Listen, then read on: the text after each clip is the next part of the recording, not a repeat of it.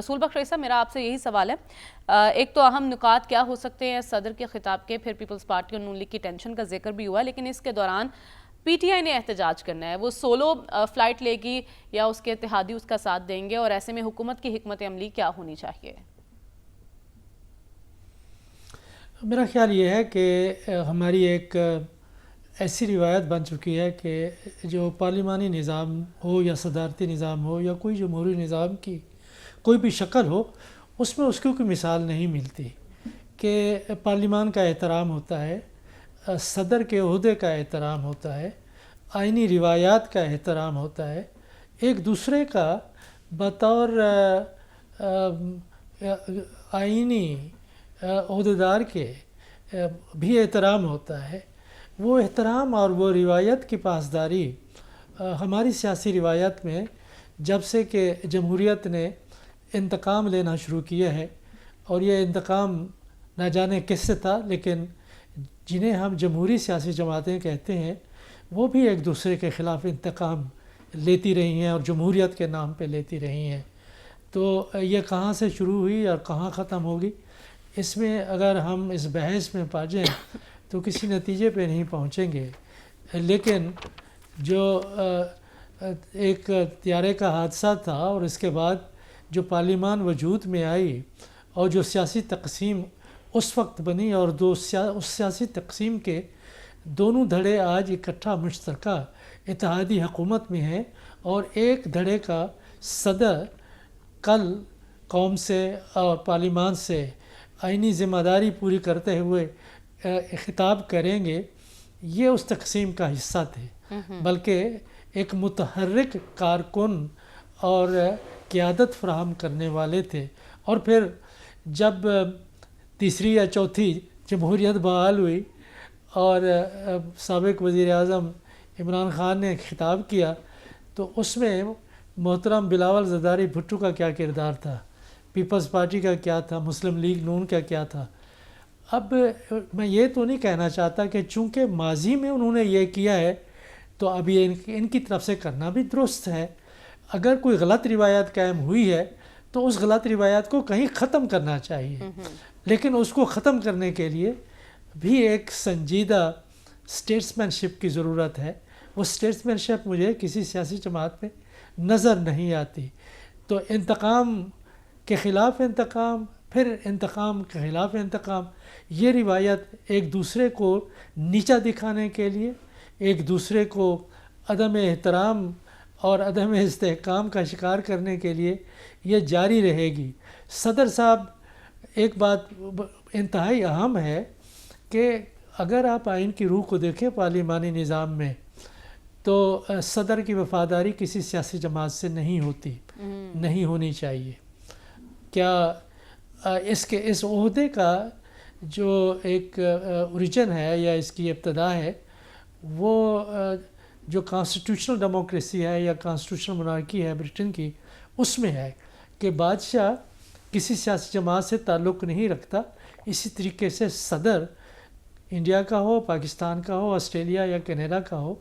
جہاں یہاں پہ روایت چل رہی ہے، اس کا تعلق کسی سیاسی جماعت سے نہیں ہونا چاہیے، نہیں ہوتا۔ آپ خود ہی سوچیں کہ ہم کیا آج کہہ سکتے ہیں کہ صدر آصف علی زرداری صاحب کا تعلق کسی سیاسی جماعت سے نہیں؟ یہ تو جو اس وقت کا اتحاد بنا ہے اس کی ساختی ضرورت کا نتیجہ ہے کہ وہ صدر ہیں، اور وہ ایوان صدر میں بھی انہوں نے پیپلز پارٹی کے اجلاس انہوں نے اپنی سیاسی جماعت کے بلائے ہیں۔ وہاں پہ میں نہیں یہ کہتا کہ سیاست ہوتی ہے، لیکن وہ جو ایک غیر جانبداری کی روایت ہے صدارتی عہدے کی، وہ ہمیں نظر نہیں آتی۔ تو کل وہ بات جو کریں گے، تو آپ کو لگتا ہے اس کا اثر ہمیں کل دکھائی دے گا؟ جو ٹینشن ہے پیپلز پارٹی اور نون لیگ کے درمیان، خطاب میں کہیں اس کا ذکر ہو سکتا ہے؟ میں یہ سمجھتا ہوں کہ اگر ان کے سیاسی تجربے اور ذہانت کو دیکھا جائے زرداری صاحب کو، تو وہ جو ایک میلے کپڑے ہیں وہ سامنے چوراہے پہ وہ دھونے کی کوشش نہیں کریں گے۔ ٹھیک ہے، جو اندر ہی اندر ان کی بات اور مکالمہ چل رہا ہے اس کو اوپن کرنے کی کوشش تو نہیں کرنی چاہیے، اور غالباً نہیں کریں گے۔ وہ کچھ ایسی علامات میں باتیں کر سکتے ہیں جہاں پہ کہ کچھ شکایات کی طرف اشارہ کر سکتے ہیں، اور ساتھ حکومت کی جو پالیسیاں ہیں ان کی تحسین اور یہ تنقید کے لیے نہیں ہوتا، یہ صرف یہ ہوتا ہے کہ آئندہ ہمیں کیا کرنا چاہیے۔ ٹھیک ہے، اس کی جو ایک مثال ہے وہ امریکی کانگریس میں صدر کا جو state of the union address ہوتا ہے، کہ اس کا مطلب یہ ہوتا ہے، اور اس خطاب کا مطلب ہی یہ ہوتا ہے کہ بحیثیت ایک قوم ہم آج کہاں کھڑے ہوئے ہیں، یہ صدر صاحب کو بتانا چاہیے کہ معاشی لحاظ سے، سیاسی لحاظ سے، سلامتی اور امن اور ترقی خوشحالی کے لحاظ سے، قومی ہم آہنگی کے لحاظ سے جو کلیدی ایشوز ہیں ان کے اوپر ہم آج کہاں کھڑے ہوئے ہیں، اور ہمارا مستقبل کا راستہ کیا ہونا چاہیے، وہ ایک منزل کی نشاندہی کریں بطور صدر۔ یہ دو چیزیں اگر ان کے خطاب کا حصہ ہیں تو یہ ایک اچھی روایت پیدا ہو سکتی ہے۔ ٹھیک ہے، اور پی ٹی آئی کے احتجاج سے کیسے نمٹنا ہوگا حکومت کو کل؟ حکومت دیکھیں دو ہی طریقے ہیں، ایک تو یہ ہے کہ خاموشی سے بیٹھ کے سنیں، یہ بہتر طریقہ ہے، انہیں احتجاج کرنے دیں، وہ شور مچائیں گے اور یہ تقریر صرف آپ اور میں ٹیلی ویژن کے اوپر سن سکیں گے، شور اتنا ہوگا کہ ایوان کے اندر کوئی تقریر نہیں سن سکے گا۔ اور دوسرا طریقہ یہی ہے کہ وہ بھی شور کریں، اگر وہ شور کریں گے تو شور کے مقابلے میں شور سے پھر صدر تقریر تو نہیں کر سکتے، یا ایک ایسا ماحول پیدا کیا جائے کہ حزب اختلاف کے لوگ احتجاج کرتے ہوئے وہاں سے نکل جائے، ماحول پاک و صاف ہو جائے، پھر صدر صاحب تقریر کریں۔ دیکھتے ہیں کہ کیا ہوتا ہے، کیا ہم وہ جو پرانی ایک انتقامی سیاست کی اور بے ہنگم سیاست کی ایک روایت جو جاری ہے اس کو جاری رکھتے ہیں، یا کوئی نئی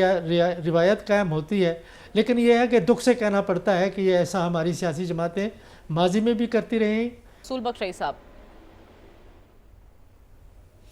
ایک تو یہ ہے کہ ہماری پالیسیوں میں تسلسل ہونا چاہیے کہ مذاکرات کرنے ہیں یا نہیں کرنے ہیں،